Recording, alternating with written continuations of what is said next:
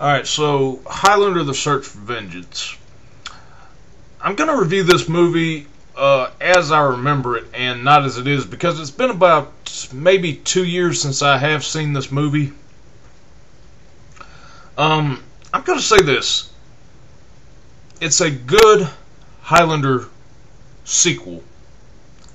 And it's not really tied into the series or anything. This is strictly a standalone movie. But it's the first Highlander movie that, unlike The Source and Highlander 2: The Quickening, this one, with its animation, takes advantage of the futuristic world and actually succeeds with it. It just does a great job with that. I'm going to talk about the quality of the anime or the animation in a minute, but I'm going to go ahead and get into the story.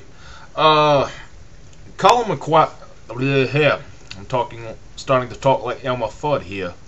Colin McLeod is a 2,000-year-old immortal who is hunting through the wastelands of New York for Marcus Octavius, who used to be this Roman Caesar. 2,000 years ago, from that time, Marcus and the Romans tried to conquer Scotland, succeeded at it, and wound up killing all of Colin's people, including his wife Moira. And for the next 2,000 years, Colin goes and tries to kill Marcus. Now, along the way, he winds up picking up an ally named Emergon, who is kind of like this ghost that he finds at Stonehenge, and has been trying to be something of a guide to him, but he's just been bugging the shit out of Colin for the last 2,000 years. In present-day New York, he meets up and befriends a chick, I think, whose name is Dahlia. And there's a hint towards the end of this movie that there may be some implied reincarnation going on here, and that she might be Moira herself, and he doesn't realize it until it's too late. But I thought that was pretty good. The flashback sequences are in here are excellent. Now, I'll give Kawajiri's animators this. They do fantastic jobs animating scenes and all, but I don't like what they do with the people. I complained about this when I was talking about the Wolverine anime and the Marvel anime's thoughts.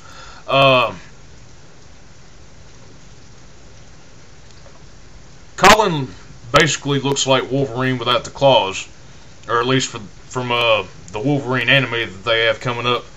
And a lot of these character designs are ones that are used redundantly over and over again. He looks like Jubei. Definitely polished up, I'll give him that, but he keeps using the same character designs over again.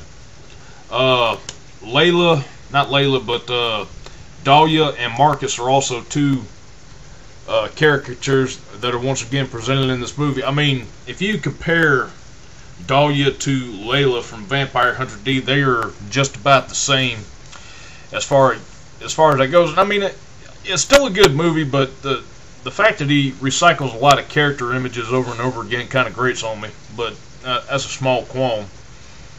The flashback sequences in this movie are excellent. We get scenes of him from World War I and II.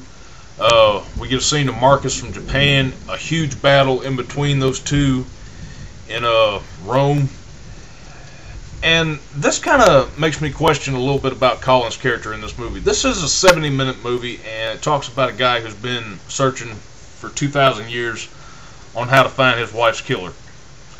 What the funny thing is about this to me is that in the time that he spent hunting Marcus, apparently I get the idea that he's trained with a lot of different sword styles from the flashbacks and all that.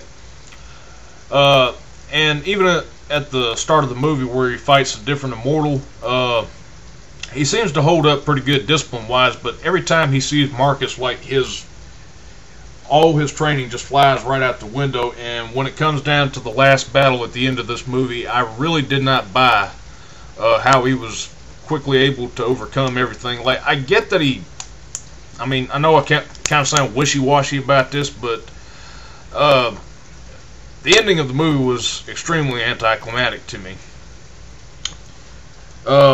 Another complaint I have about this are the fight sequences in this. Now, anime doesn't really have too many long-winded fight sequences, and the immortal battles in here are extremely short.